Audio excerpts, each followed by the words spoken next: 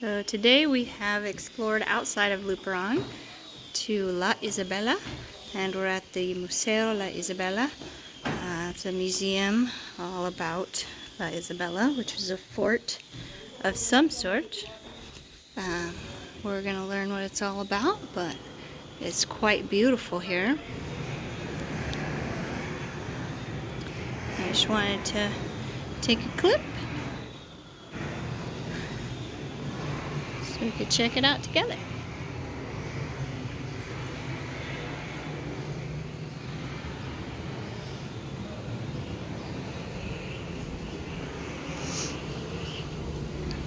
And I found a Brent.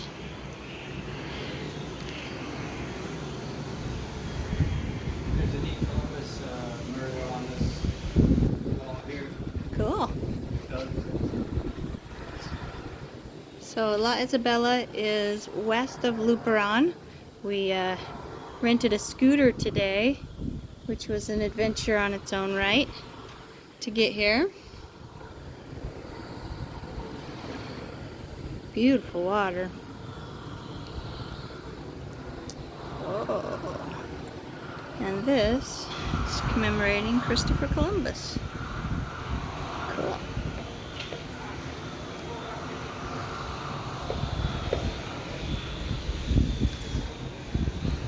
Can you tell what this is talking about? Yeah, the initial colonization. So they colonized this first, and then they colonized Cuba, and then they colonized Panama, and from there they colonized South America.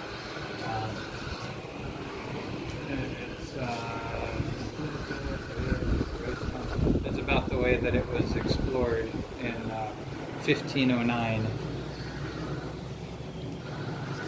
Very cool. It was all early European Spaniards that conquered it first.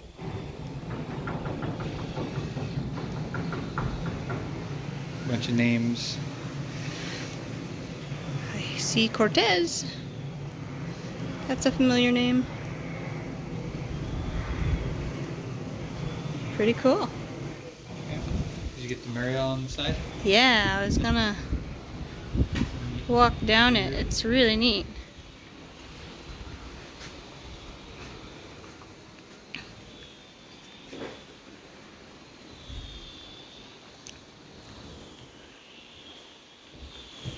It's beautiful art.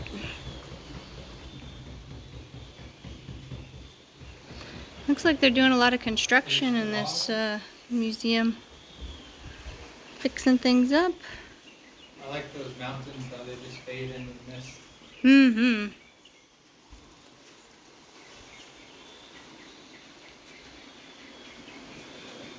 And the water here looks nice to swim in. Yeah, the water looks fantastic. You can see the breakers up the reef out there.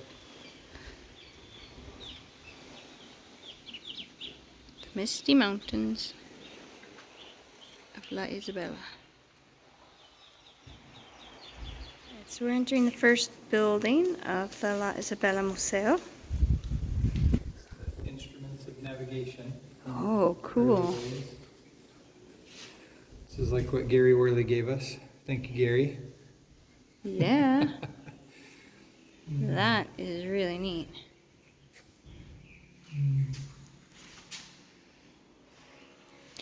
Instrumentos de navegación. So I'm going to do a little bit of fast forwarding here and there through the museum. It was all very interesting to read, but not so interesting to watch.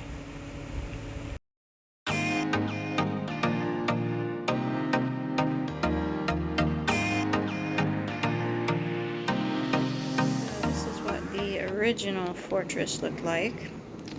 And according to the sign over here, this is the main fortress that held all the important things. And then there was all sorts of other structures surrounding that that were just made up of whatever the people could find. La Isabella was completely made out of stone, this fortress here. And then the other buildings were made out of wood and straw and some stone. and just kind of whatever people could gather, and they didn't last as long. But the important houses, like the House of the Admiral, was considered a symbolic building. It was mostly made out of stone and plaster.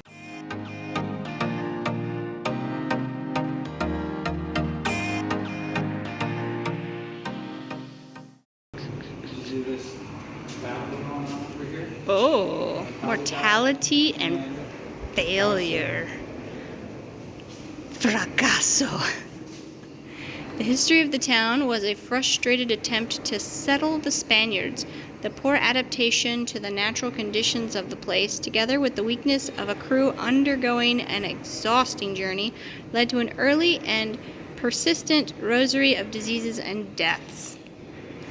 As months progressed, the Spaniards still did not adapt to the food that sustained the indigenous population, clinging to the scarce food they had brought from Spain.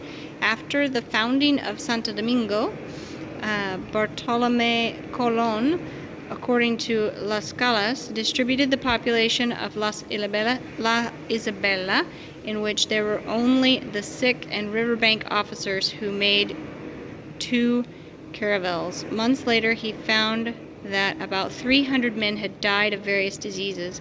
The abandonment of La Isabella was approaching. And look, they got their heads on platters. Oh no. That doesn't seem good at all. There's no English sign to go with that.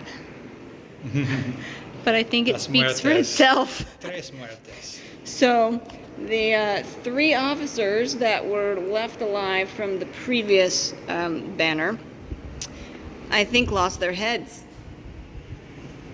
Bum bum bum. The end. So we're still exploring La Isabella, and we walked across this bridge and found a nice little beachy area, and we're just following this path through this beautiful natural landscape. There's a whole row of tamarind trees next to the bridge.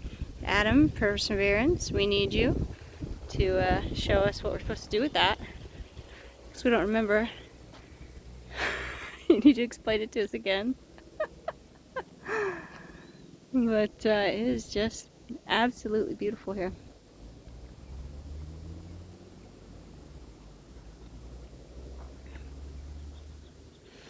This looks like maybe the foundation of some of the original fort.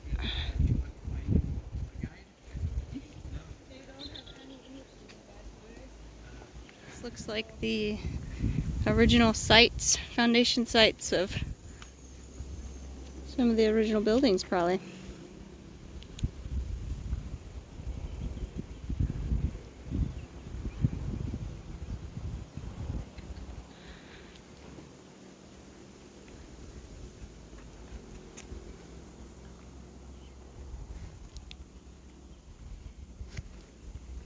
I think if we stay on the path, we should be okay. Yep, I think so as well.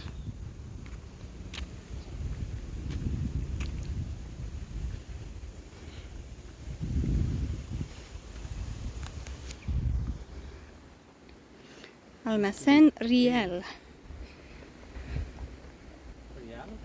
Riel.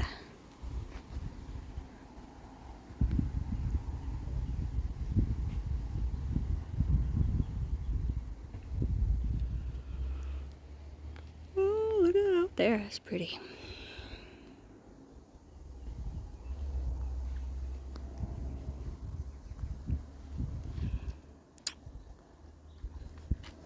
I think this goes back to the sign that says the La Isabella building, the original fortress, was the most sturdy of all the buildings constructed here, and everything else was kind of just made out of whatever they could find. So it looks like there's some base foundations left, and that's about it. Everything else has crumbled away. Yeah, nice big stones there. Yeah, I think this is where it talked about the ammunition and stuff was probably kept in this building. Yeah.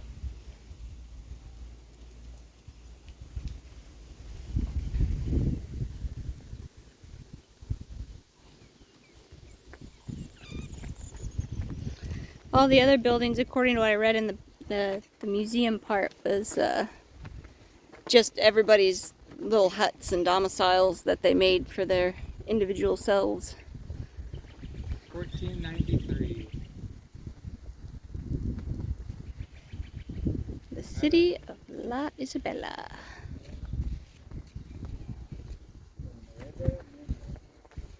Admiral Don Cristobal Colon.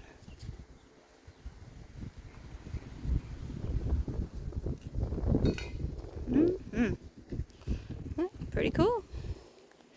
And an amazing view. Yep.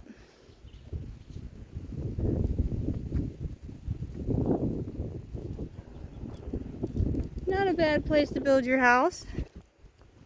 Look at that view. Yeah, you have to protect it with cannons where you'd want to be. Yeah. So we've made it to the part of our tour where they buried their dead. Almost all of the crew died of different diseases, not being able to get used to the food or the climate here. And this whole area is riddled with graves. Yeah. Some over there. Very fertile. And over there. It's just a mass graveyard. I think there's 105 graves. Yeah, quite possibly. 105 crew. Yeah, 105 crew. This one had rebar in it. Interesting. Yeah, and then go all the way back that way. More crosses.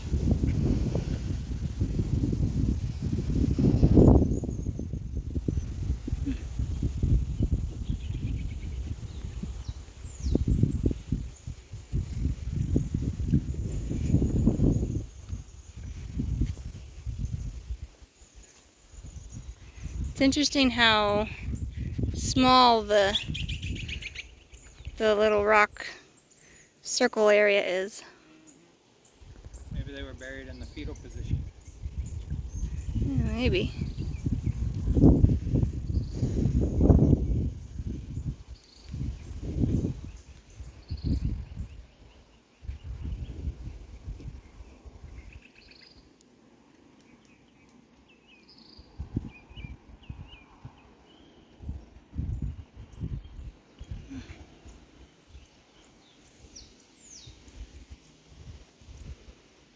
Alright, so La Isabella was really beautiful, but not quite as interesting as we expected. There's nobody here that really speaks English, which is not a problem. We weren't expecting that at all. That some of the signage was in English, which is very helpful to kind of figure out what this place is all about, because we really didn't know anything about this place other than it was an old fort and some people told us it was really cool. So we came out here, super glad we did. If nothing else, it is a massive nature appreciation zone. The sea is beautiful, the mountains are beautiful, and all around enjoyed it. Do you have anything to add, Brent? Nope, we're looking for food, so yeah, we'll have more to say after we fill our bellies. Yum yum, lunchtime! We left the museo and headed into town to get some lunch at Comedor Doña Nina, a traditional Dominican seafood restaurant. We don't have any pictures of the restaurant or the food because we were starving, but both the food and the service was excellent, and I would recommend eating here. So now that our bellies are full, final thoughts on the La Isabella Museo. Unless you speak or read fluent Spanish, reading up on what this place is before visiting would be helpful to the experience. If you happen to be in the area, I would recommend a stop, if nothing else but to enjoy the beauty of the location. The entry fee was only 100 pesos per person, roughly $1.81 US, so it is very budget friendly. I am glad we went, but one visit was plenty for me.